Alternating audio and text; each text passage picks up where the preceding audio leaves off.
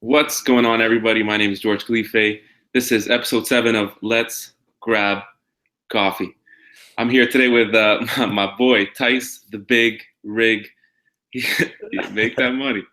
He's a really good friend of mine, and we thought we'd do this podcast. I've known Tyson for a while now. I actually met him in university in Telfer, the good old days. Tyson, he's had different work experiences. Actually, he started his first co-op, I think, in government. He then did NAV Canada as the investment analyst, biz development in Raymond James, and then now as an associate with Scotia Wealth Management. So, this guy is very well rounded. Honestly, guys, I don't mean this just because we're together right now on air, but one of the nicest guys I know. He's in fact like a moral compass in my life. And every time I'm down or something's going on, pick up the phone, call Tice. He always has some good advice. That actually rhymed, but let's spit a few raps right now. No, there you go. So I'm happy to have Tice. This podcast is all about bringing leaders from different industries and just talking about experiences, things you learn, and whatever you have to say. I mean, this is as a casual, informal talk, but Tice has a lot of cool lessons. He's a great speaker, and he's ready to motivate and inspire anyone who's listening to this. So Tice, take it away, man. Tell us about yourself. First of all, I want to say thank you. This is a great opportunity. I've been watching your podcast, reading your articles, and I'm calling you after I read these articles because I'm like, this actually relates to what I'm dealing with right now. So I'm a fan, and I encourage anybody to. I think one of your articles, I forget which one it was, but I shared it actually at work. So I shared that article at work, and I know when I was studying. During the summertime at the university, I was talking to a couple of people, and they've been inspired by a lot of your words and a lot of your videos. So, keep it up. It's an honor to be here, and I really appreciate the opportunity, George. Thanks, man. Thanks. So tell us, dude, what's your background? Tell me your story in university and how you got to this place right now. So honestly, it's a blessing to be where I am right now. In university, I felt like I was really behind, to be honest, because first year I was no option. So I didn't even know if I wanted to do finance. Second year, I decided, finance may be, the right stream for me. And then, as much as I knew about finance, the only thing I really knew is what I learned in classrooms, right? Like what corporate finance. It wasn't really like the nits and grits behind it. It wasn't until I walked into the research lab until I realized how far behind I am in finance. I know when I sat down with you, I believe I'm like, what's that line? You're like, oh man, it's a stock. You're probably so annoyed by me, like, who's this chump guy? And I remember seeing like Anthony and Aaron, all those guys in the lab, and Daniel, Shannon, all in the lab. And, and I felt behind because even hearing you guys conversate, it was like you guys had it all together. You guys are talking about internships, talking about, resumes, like finance resumes. Like I didn't know what kind of world I was in. I was like, but what I did know is that I wanted to be involved in it because I felt like that was where, the real finance was the real, like, I learned a lot through that, just listening to you guys conversate about different things. And that's how it all started off. Mm-hmm. And, I guess once I realized that, when I looked more into it, when I got home, I'm kind of like a sponge when it comes to that stuff. I was like, man, I'm so behind. And this was when I realized, and I think it was going into my third year. Like I had like one more year left of university. I'm just like, I have no finance internships, like you said. I was working for the government. I was like paper shredding for like the longest time. Started from the bottom, man. Now we're here.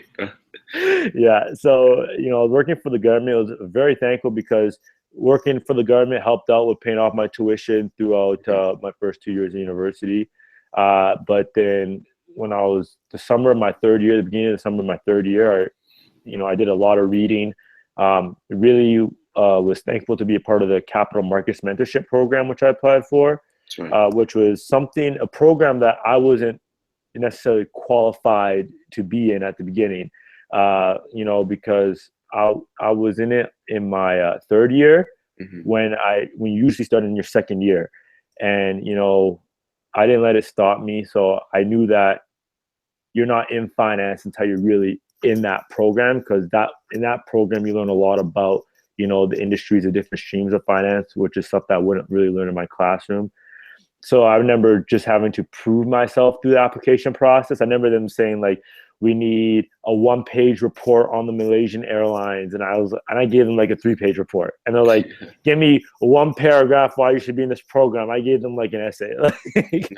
You got to, and I used it strategically, try to differentiate myself. And I bind it up in a nice, neat package, title page, everything, handed it in. And Anne-Marie gave me a chance, gave me an interview, and very thankful to be a part of that group. And I think that group really was the paradigm shift in, letting me get to where I am today. Mm-hmm. And so I know when I was working for the government, I was like, man, I really need to get some finance experience under my belt, because I know here in Australia, you, internships at GE and everybody, Dan at BMO, I'm just like, man, like, how am I going to break into this industry? I need experience underneath my belt. Mm-hmm. So what I did was I'm big on networking, just like yourself. So I networked with some people that I met through the CMMP program, the Capital Markets Mentorship program. Very fortunate enough to land a internship at NAV Canada on the pension investment team. And that was an eye-opening experience, because it was really like the nits and grits behind it, and like the stuff that I felt like I still had a huge learning curve to uphold, and I don't even think I met the full learning curve in that short time I was in the internship, but it was nonetheless a great experience. Mm-hmm. And kind of like made me kind of feel for being more involved in the wealth management, asset management kind of business. So working at the pension fund, I know that, it was more institutional side, but then I wanted to get some retail experience as well, on the wealth management side, client facing.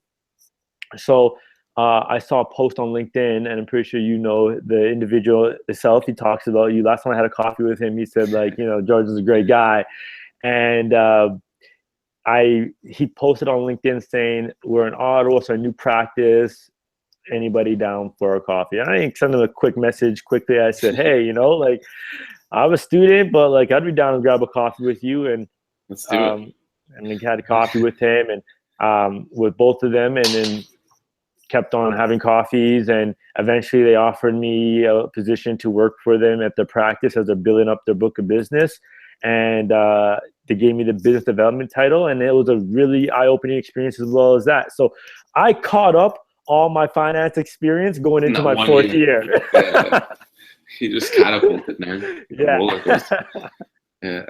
And, just talking to people like you, like learning from everybody. Like the thing is, people got to put the pride away sometimes and really just be vulnerable, be that sponge, So I know that was something that I used to always do. Like I was never afraid to show that, I wasn't as knowledgeable and something like that, but I was always willing to learn. So always willing to learn from people younger than me, older than me, like didn't even matter. It was just like, as long as you compounding, if somebody specializes in something and you want to learn from them, don't be afraid to ask them. Don't feel like they think you're stupid for asking them a question just because they're younger than you or something like that, or the same age as you, So I think that's what really helped me develop, like, in my financial knowledge and my financial background for like a short period of time, was the fact that I wasn't afraid to ask anybody for help, no matter what the circumstance may be.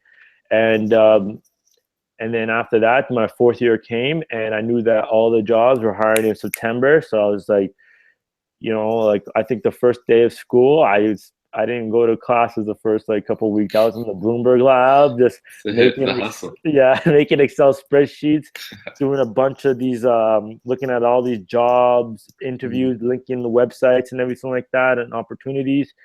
So it was really good because I started building up quite a bit of friction, or getting a lot of interviews, first interview, second interview attempts, but not making it past second interview attempt. And I was getting interviews at, venture capital firms, investment banking, wealth management, asset management.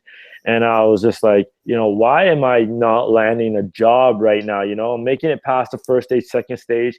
And I began to realize it was because, it was kind of like that jack of all trades kind of those interviews, because I was preparing in such short time periods. So like, say on the Monday, I'd have a venture capital interview. And then on the Friday, I'd have a wealth management interview. On a Monday, it was an investment banking interview. I was just like reading. I remember reading on the weekends, like breaking into Wall Street, investment banking, like, what I need to know and everything like that. But so then really I had to take about a week just to weigh out the pros and cons and really just specialize in what I want to do. And something that people need to realize is they need to eliminate the noise around them. You need to identify who you are, what your talents are, what your gifts are, and where you're going to excel. Mm-hmm. Because, your personality can fit a certain job description, and it may not be the popular job description to other people, but if it's right for you, you're on the right track. So I had to really isolate all the noise of like those big shot finance jobs to those low shops. And I was really just like, what area of finance do I want to be in? I'm a personal person. I love talking to people. I love the client-facing aspects of it. I love the ideas of stocks. I love Warren Buffett literature. I'm like, where should I be? Like, so I weighed up all the pros and cons of all the different streams of wealth, and different streams of finance, and wealth management was that area for me.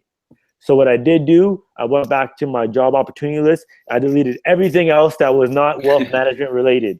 And I read a lot of articles, a lot of books, a lot of interview questions on purely wealth management specific jobs, wealth management, asset management jobs.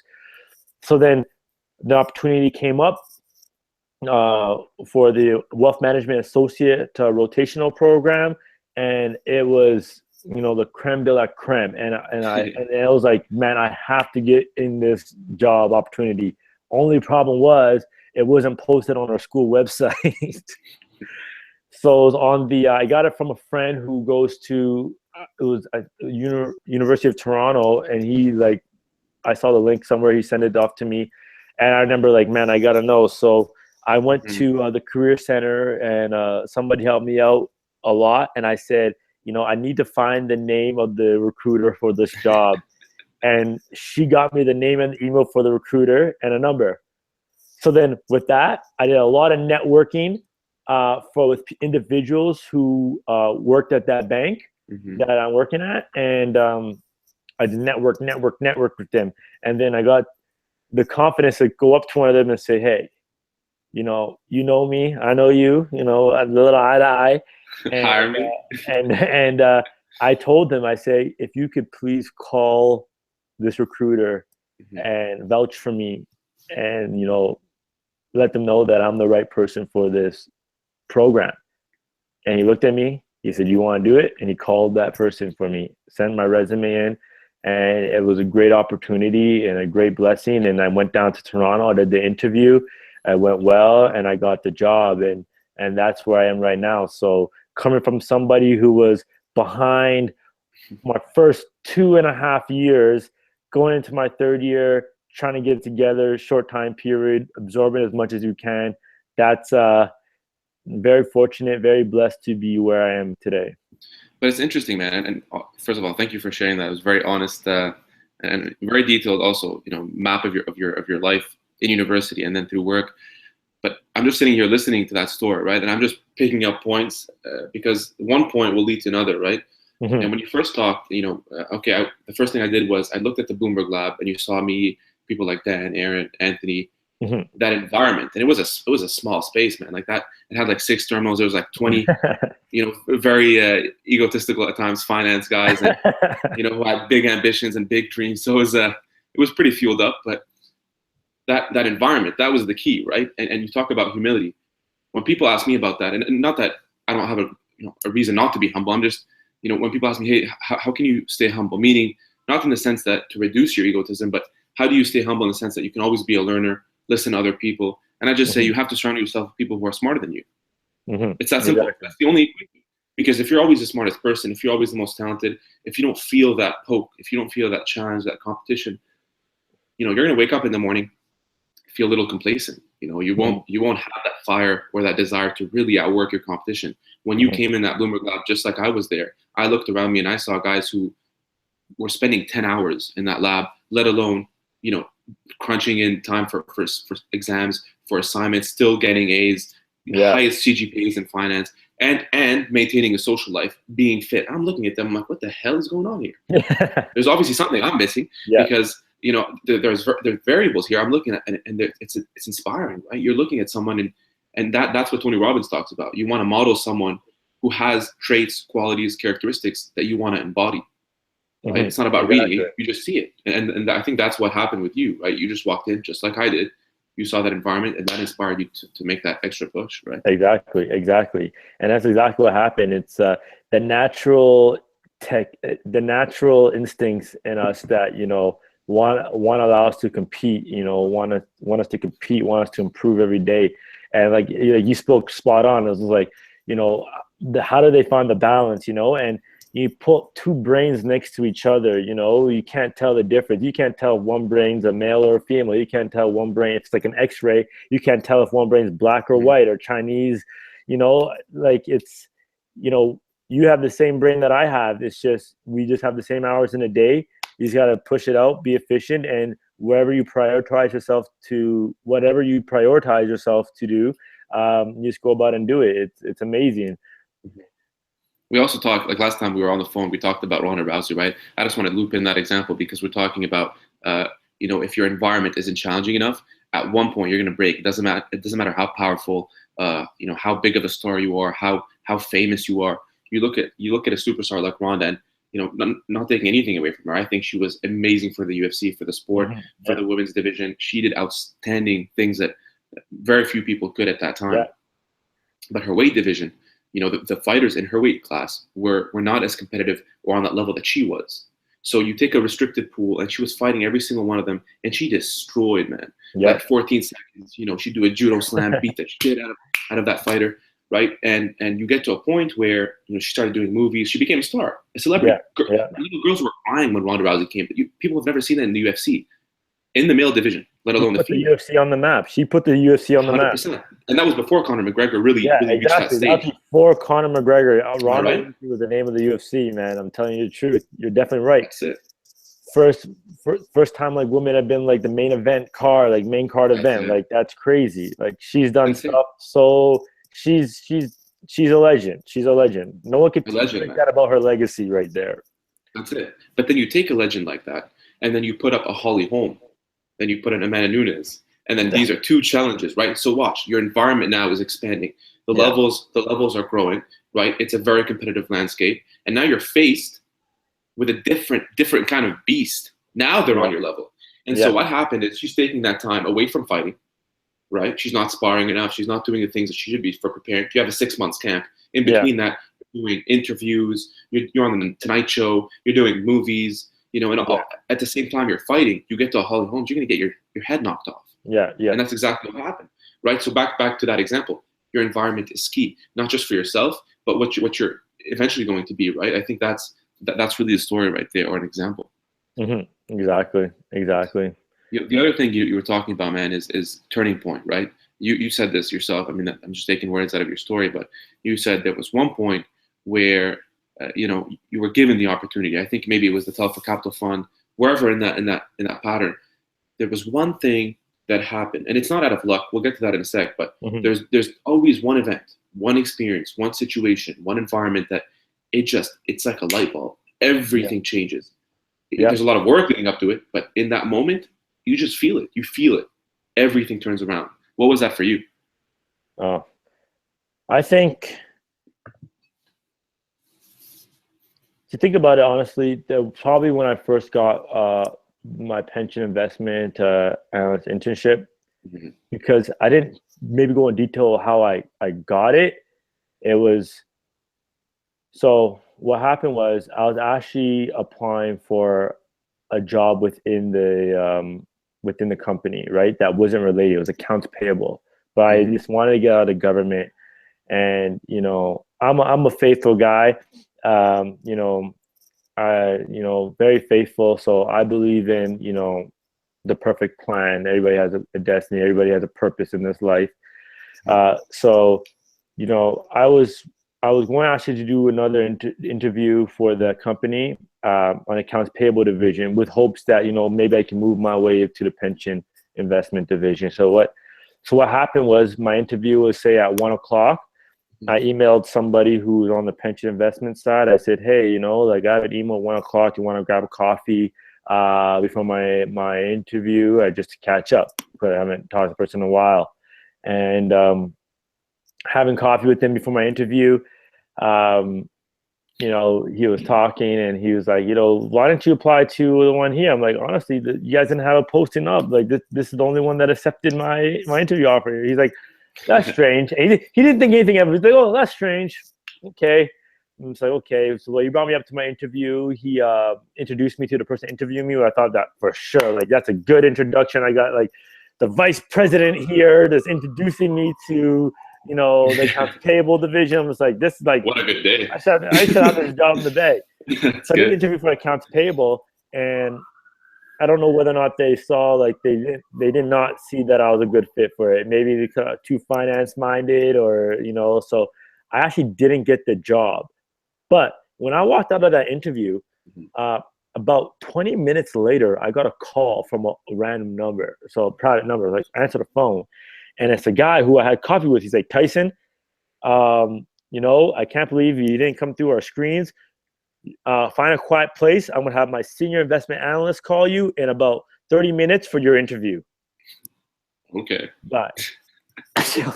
Hang up. I remember I was all the way at Rideau. I sprinted to Telfer. And I sprinted and I panting. I will find a room. I walk in. I don't know whose room it was. I think there was like a TA in there. I was like, yo, get out. Like, I was like, yo, get out. Like, I got from the GTA in university.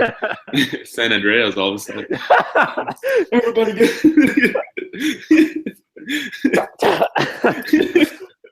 So I did this interview and I was like, I did not feel as confident as I did feel about the accounts payable job. So I was like, okay, you know, whatever, maybe, like, that's crazy. You got a chance to do 2 interviews in one day. Long story short, I didn't get the accounts payable job, but then the next day I found out I got the investment analyst job. And I just feel like, you know, there's always somebody looking out for you, you know, there's always a purpose, there's always a plan.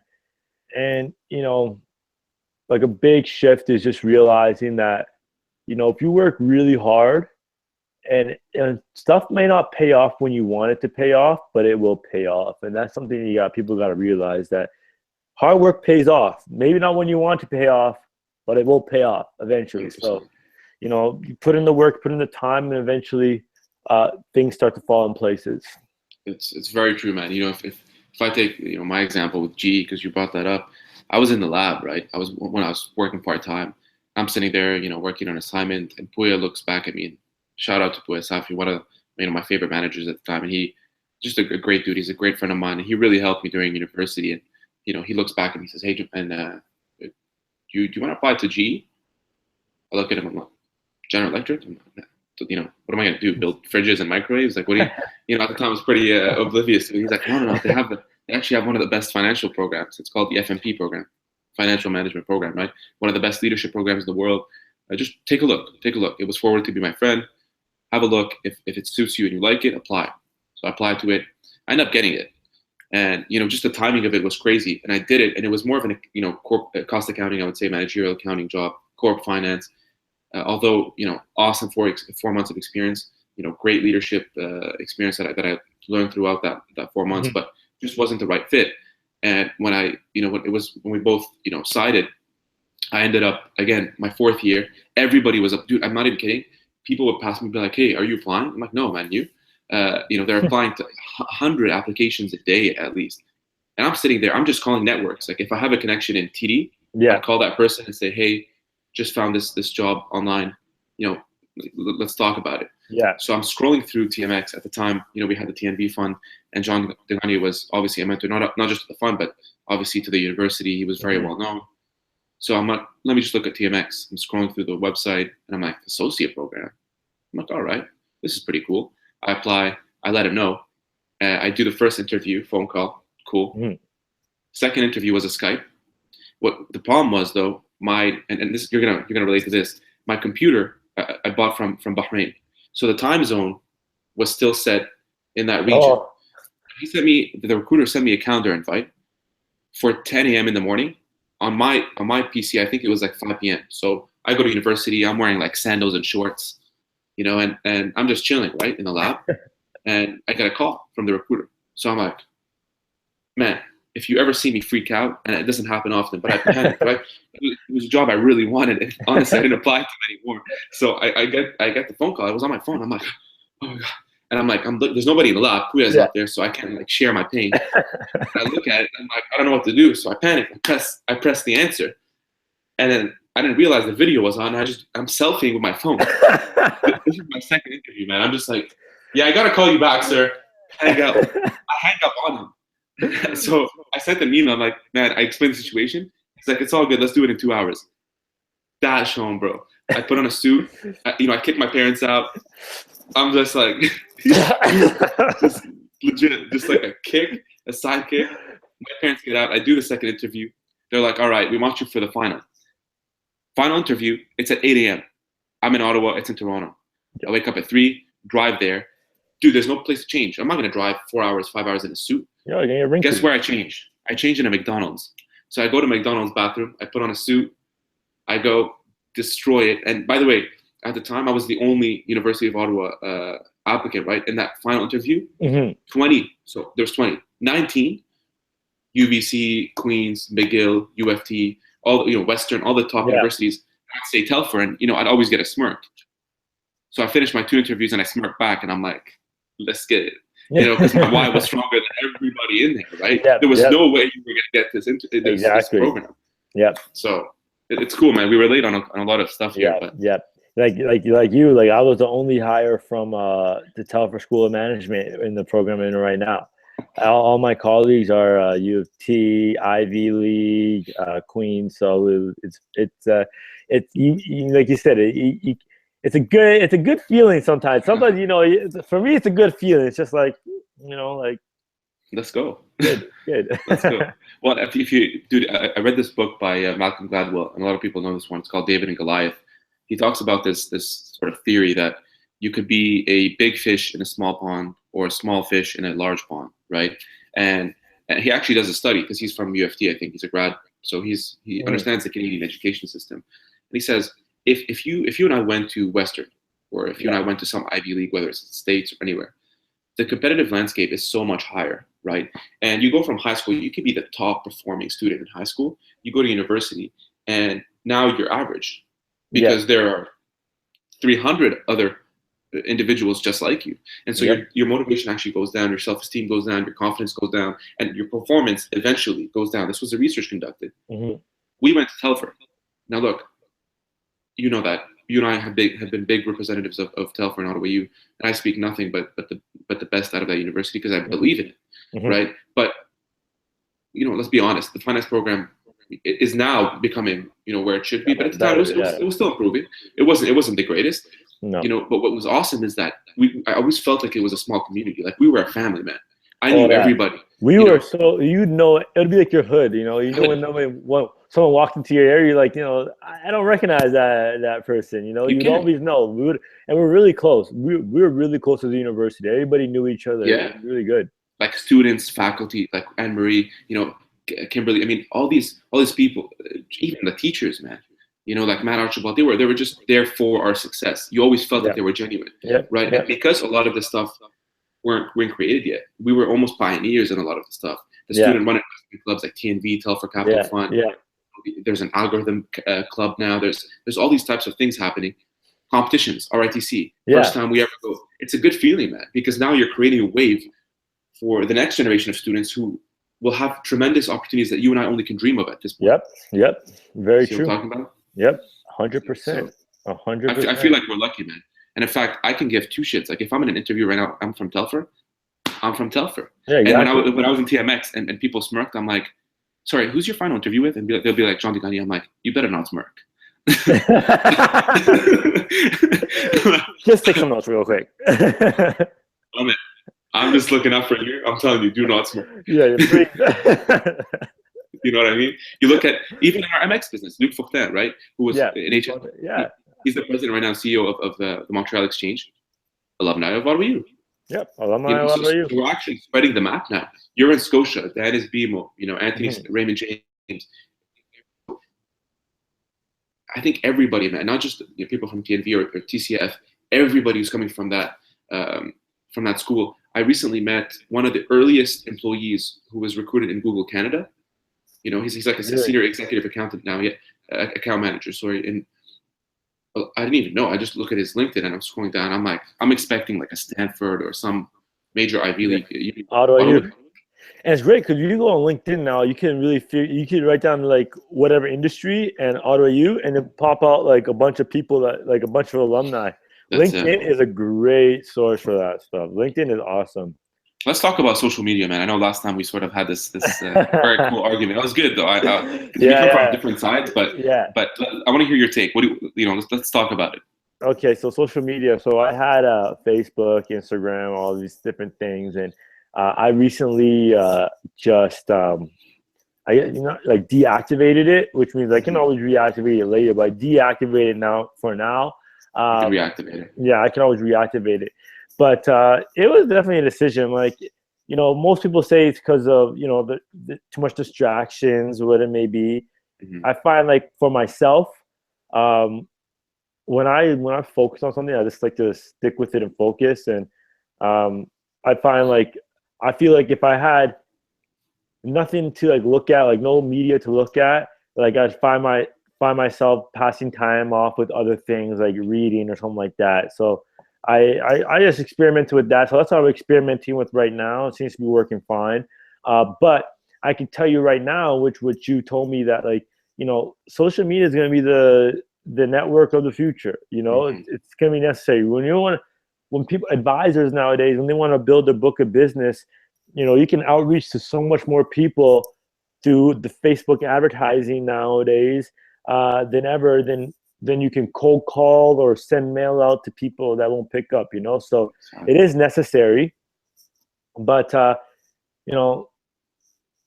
like when people use social media for, I guess everybody has their own view. People have their own decisions on what they want to use social media for. So it's good. I think social media is a great source. Like when you use social media to advertise your values, to advertise your inspirational quotes and your videos and your show times, and I think that's a great thing. And when I get back on social media eventually, when I want to advertise different ways to help people with the retirement planning, different ways to save on the tax efficiencies, on taxes and stuff like that, and just help people. It's just, for me personally, it just didn't fit my my day-to-day priorities, so I just cut it out for a bit. No, man, I totally understand, dude, and I actually agree.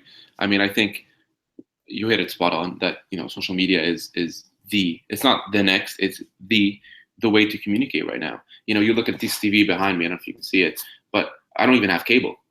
I don't. Like if I want to watch movies, I watch obviously Netflix, right? I just stream.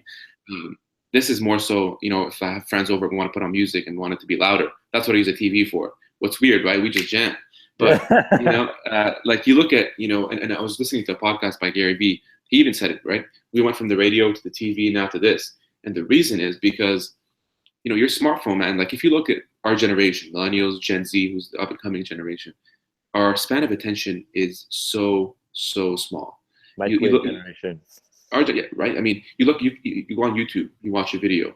You can't even, like, as soon as you see that skip ad, you're like, it's like you're on cocaine. Like you can't wait to hit that skip ad, right?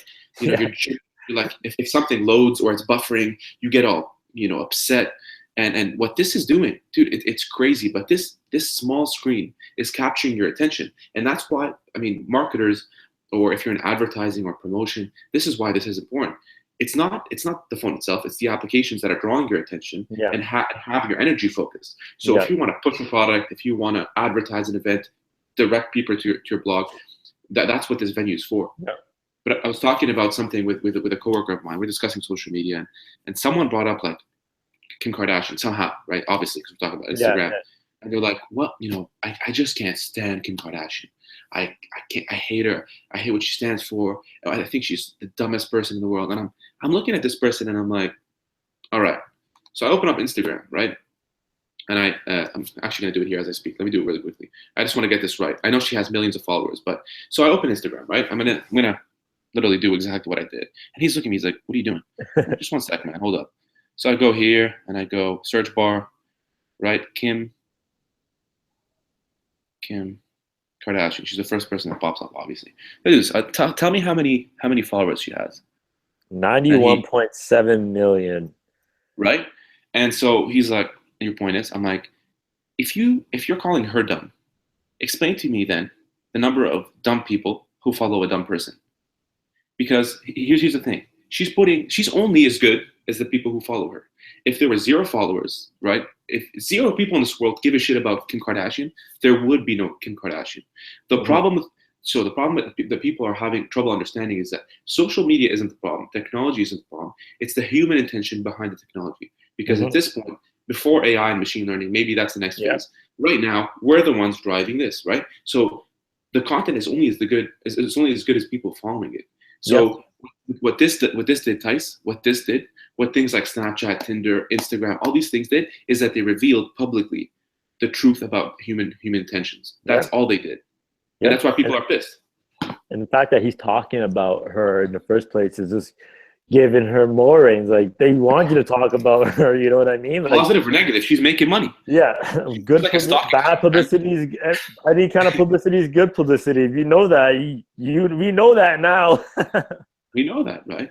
I mean, it's a good thing if people are talking, but that's and back to your point, man. I dislike when people generalize, like, oh, look at these millennials, man. All they do is they take this phone up and they take selfies. Well, that's great, but you know what? This is the world right now. Like, take 15 years ago. I used to go out and start campfires with my friends. We'd go around on the streets and play with marbles. You're not going to see that with Gen Z. It's a different world. They're not going to go outside and play racquetball. It's a different dynamic people have to get around, right? And I think blaming people, as you said, like, if you use social media for a positive way or for a positive change, because that's all this is. I could just use my phone to take a selfie, or I can live stream on Instagram or Facebook and spread a good message because I feel good. Yeah. Why can't I? Because now what's happening is CBC is looking at us and saying, oh shit, they're democratizing. We sort of disseminate information.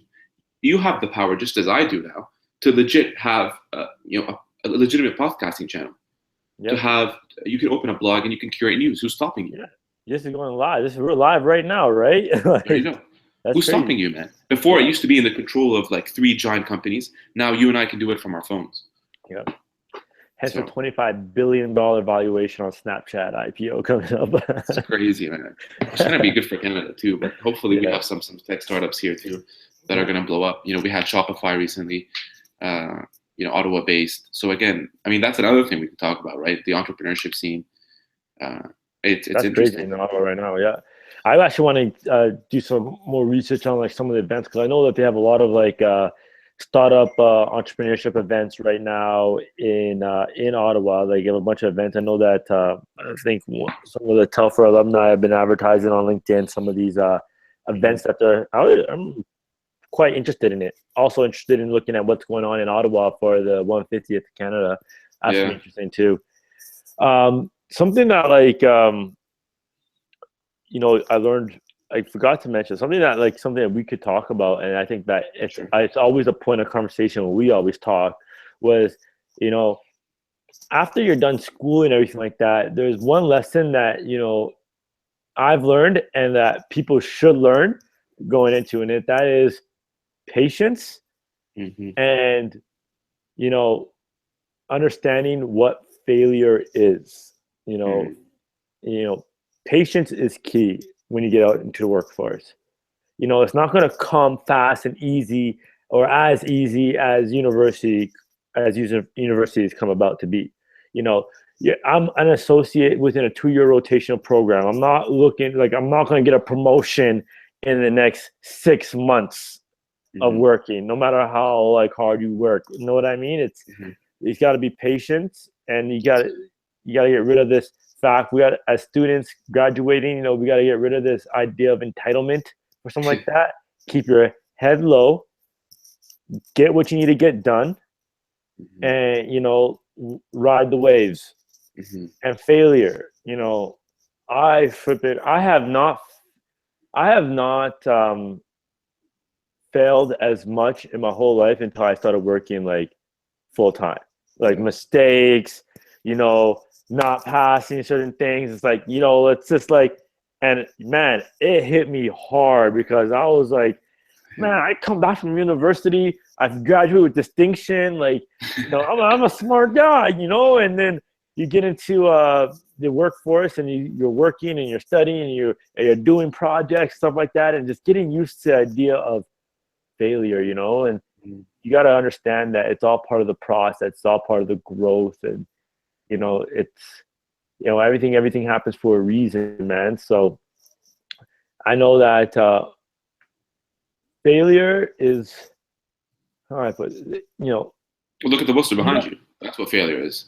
Yeah, I would say that MJ fade away. That's failure, man.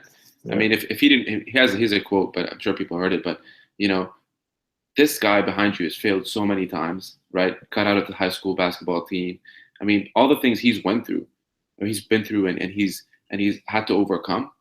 But out of all the basketball players I know, he is the most well-recognized brands in sports history.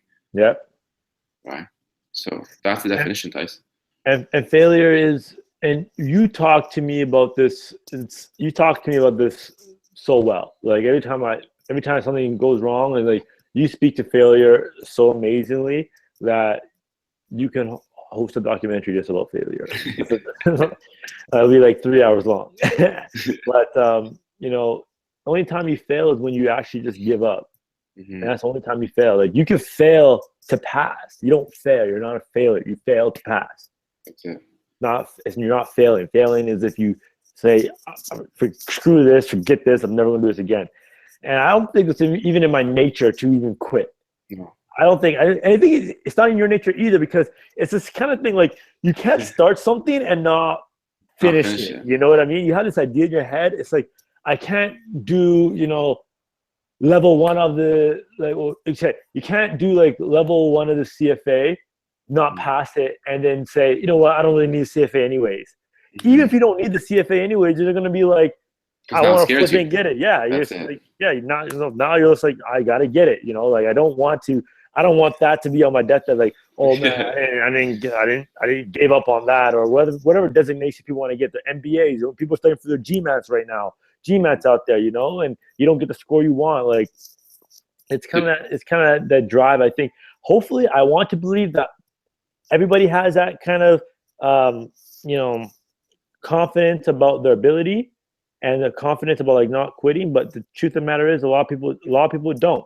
A lot of people just will give up and be like, you know, it's just, it is what it is, right? Yeah. And that's what, I mean, to be honest, man, it's not the only reason, but the majority of the reason of why I did all this to begin with, you know, the publishing of articles, the podcast, I put myself out there. Even the singing on Instagram, people are like, what the hell is he doing now? You know, who are you to sing? Every single time I've done something crazy is to show people that I don't give a shit. If I want to do something and it makes me happy, I'm going to do it. You know, and you look at failure, we talk about failure all the time, but who cares? Yeah. Look, on average, you have 28,000 days. You mean to tell me in 82 years, you're going to be scared to do something and just sit on the bench? We're all going to die anyways. Might as well go on the field and play. That's what Les Brown said, right? In grade 5, man, grade 5, grade 6, I said the story last time I did a speech in front of people, and I said, I was in grade 5, I was doing first presentation I ever did, formal, right? I had a billboard, and I really, really like tried to prepare for this thing. My English wasn't the greatest. I was a very, very self-conscious child. I stuttered a lot. You know, I have a stuttering problem, believe it or not. But you know, I was overweight, and I was very scared of showing people that I was confident. I didn't know how. And I stand up in front of people, and I'm like sweating, dude, and my buns are like almost gonna pop out, right? And I stutter, and this thing just, one of the worst presentations I've ever had. In midway, I blank out, and it was just a mess, dude. And I remember I was about to cry, but you know, everybody's looking at me, and it was pretty sad. Like, you know, I can make a joke out of it, but it was actually pretty daunting, right? And the teacher sort of walks up to me, and I'll never forget this, man. She literally, in the middle of the entire class, it's like 30 people, looks at me and says, George, how am I going to say this? It was a good presentation, but I don't think you'll ever be a good communicator. I don't think, this whole public speaking thing will be for you, but that's okay. You might have other skills. And I remember just looking her in the face, man. And I sat down. I didn't say a word that entire day. That entire week, I felt like complete shit, and it's demotive at this stage in your life. If you look at someone and who really breaks you, and just to show you the power of words, right? I mean, failure can be internal, but it can be external too. Just the power of words. She could have said something that inspired me, helped me grow to become a better communicator, but she instead decided to use a word to destroy me, right? And then, I was in grade 10 or something, and I remember watching a video, and it was Les Brown who said, "Don't let other people's opinion of you become your reality," right? And I remember that quote just hit me, man. I remember I got goosebumps even when I say it today, and I've said this multiple times, right? But man, the one thing about it is fear. Failure in itself is not what scares people. It's the fear of failing. Why? Because you're afraid of getting judged. You're afraid of the humiliation. You're afraid of maybe not getting back up when you're down in the dirt. It's that fear. But that fear, as we know it, is false expectation appearing real. It's only in the mind. It's something you create. That's why, when you think of skydiving, you're scared, even though you've never done it. Because the fear or the risk of maybe falling or not, the parachute not going up, scares you of even trying to do something. It's fucking crazy, man. Like, you look at the top fears. One is the height. Second is fear of public speaking. You're afraid to speak to your counterparts. Well, why is that? Because you're afraid of being judged. That's the only reason. That's why you're afraid to walk up to a mic and start speaking. 100%. And 100% agree with that. It's crazy, man. And, another thing is that, why people dig themselves such a deeper hole and why they're always afraid of other people's opinion is because, they're always comparing themselves to the next person. And, comparison is a thief of joy at the end of the day, no matter what you do. You spend your time, and I know we even talked about this too. I think we're talking about, I wasn't successful in the first attempt of one of my CSI exams, and then you asked me, why, and we went and got ice cream. That was lit. That was so good. So and but you asked me something so profound. I was like, you're like, okay, why do you care? Like, why do you care that you didn't get it on the first try? And even though I got a second try, like, why do you keep thinking from? I was like, I don't know, like, because people say, okay, I was like, you're like, I said, I don't know, maybe because I'm in the classroom with the other students, and like most of them passed and I didn't. It's like, okay, so if you didn't know they passed, or if you didn't tell them anything, or if they didn't know anything about your grades, would you still be upset right now? And I was like, heck no, I wouldn't be upset. Like, if it was just me and if I just knew about my own situation, I wouldn't worry about it. Like, I'd be like, hey, let's just try it again, But it's just the fact that inside we're always comparing ourselves to other people and other people's path when that path is different from yours. And comparison is a thief of joy. Like, that was something I struggled with a lot when I was in university too, was always comparing myself to, people who I thought were very successful in the finance and getting their act together. And there's some times where being competitive is healthy for you, but comparing yourself to want to be like somebody else, it can be very poisoning to your success and poisoning to your future. So 100%, man. I mean, that's the thing, right? When I said that to you, it's because I knew the result of the output wasn't what was upsetting you. It was the fact that people knew, and you were afraid of that judgment. But if you did that exam and you didn't tell anybody about it, or if nobody knew, and you just did it in a closed environment, and it was a pass or fail, who cares, right? At the end of the day, what you're doing is for yourself. I'm not. So Eric Thomas, another motivational speaker that I follow, says, I'm not living my life for you. I'm living my life for me. And that's big. And you don't believe me. There's a picture, we talked about this last time, Michael Phelps versus his competitor, right? Michael Phelps is doing the butterfly. They're both doing it, but he's like, and in swimming, it's like, it's a matter of inches, right? Seconds. And, your length sometimes, like if you have long arms and you just touch it, you win. This guy is like just in his zone. He's in his lane. His head's down. He's focused. He tunes out everything, and you can see that your competitor next to you, like even if you're down, doesn't care. He tunes out everything. It's like silence for him. All he sees is that finish line because that's his goal.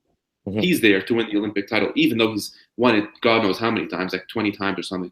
And the guy beside him, it's weird. They snapped the picture. He's doing this, but he's looking at Michael Phelps. Yeah. And he I ended know up that losing. picture. Yep. You see what I mean? It's Keep crazy. your head down, man. Always just, do you. And you're right. Because what happens when you start comparing is you become jealous. When you become jealous, the reason why you compare yourself is we all have a modeling behavior. The next time you have a coffee, if you don't see it within yourself, see it in the other person. We have a mimicking behavior. It's almost animalistic. But what happens is if the reason why we do it psychologically is because we're trying to empathize or resonate with the way the other person is. So notice how if someone comes to you, say your girlfriend comes to you and she's really upset, and shout out to Satya, very cool person. She comes to you and she's upset, right? You're obviously, if and we show signs, right? Nonverbal cues, we're hunched over, maybe a little pouty, sad. You're not going to be like, what you're going to do is mimic. You're going to be like, you resonate. You maybe give a hug, you slouch to show the person that, hey, I feel you. Like, I understand what you're going through. But it's the same problem, right? So because of that, it's like a twitch now. It's a reflex. And when you see someone who you aspire to become, modeling is very different than comparing. Modeling actually is a very positive trait because you look at what the person is doing and you take pieces of it and you apply it. That's a healthy movement. That's a healthy. Right? That's healthy. Tony Robbins speaks about it. But when you compare yourself, what you're doing is you take someone's identity and try to put it in your persona. And the reason why that doesn't work is because you're not like anybody else. Your DNA is singular to you. It doesn't matter if there's 100 billion people in this world, if there's 8 billion, if there's 1 billion. From all those 1 billion people, man, from all those 7 billion, you are unique to your individual identity, right? And that's why comparison doesn't work. Yep, 100%, man. And it's good to talk about this right now on the podcast because I feel like it's not talked about enough sometimes. And being vulnerable, being like telling people about sometimes the struggles you go to, like falling behind, like feeling like I'm behind, feeling like you failed way too much afterwards, and it's like you said, you can't care what other people think, but you're probably going to impact more people than people will judge you at the end of the day. So that's what you got to believe, my brother. Just keep trying. I want to sort of wrap this up with one thing, man. I know that that you speak about religion, and it doesn't really matter. I don't want to categorize, but just in general, having faith. We spoke a bit about that. Last time I asked you, what's your favorite verse from the Bible, and I Instagrammed it. I couldn't tag you because you're not on Instagram, but it's all good. I'll read it out. Read it out. Because it actually relates to what we just talked about. Pay careful attention to your own work, for then you will get the satisfaction of a job well done, and you won't need to compare yourself to anyone else. Galatians 6:4. All right. So, Tyson, thanks for sharing that with me, man. And thanks for being open. This was a cool convo. I'm sure anybody and listens to this is going to get something valuable out of it, man. No, man, it's a pleasure. Thank you again so much for the opportunity, man. I really do appreciate it. Again, like I think you're doing a great job. I think you're doing a great work, and I just want you to keep pushing, man, because I know that the sky's the limit when it comes to doing this. And I know that, you're a hardworking guy.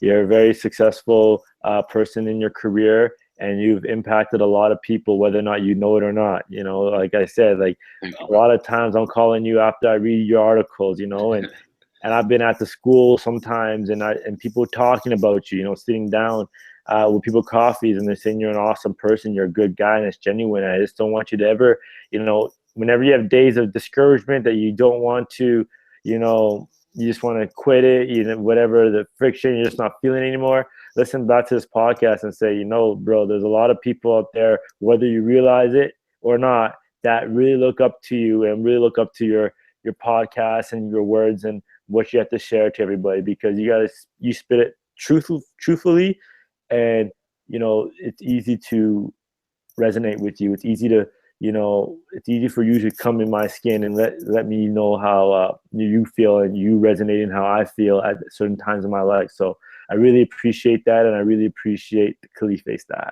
Those were big words, man. Much love, bro. I mean, that's why I do these things, dude. And just hearing it at times is the motivation for me, man. Because you're right. Sometimes if I don't hear it, or if, you know, and I don't do it for how many people view it. Even if it's one person, if it's just you, and I can impact that. I mean, that's all that matters to me. But keep doing you too, Tice. Don't give up, man. You're gonna be this guy. I'm telling you, I'm gonna go on air right now and say this guy right here, whatever he does, he's in the financial field right now, in wealth management and financial planning, is going to be one of the most successful people I know in whatever he does, because this guy has heart. He's always been a good person. He's never, ever, you know, swayed on the path of morals, values, and just an all-around awesome dude, awesome friend. Tice, thanks again for doing this, man. No, man, I really appreciate it, man. You have yourself a great Sunday. You too, bro. Let's watch the Super Bowl now. Oh yeah, I know. Yeah, I want the Falcons to win for sure. All right. Let's get it. All right, all right, buddy. See you later, buddy. See you, man.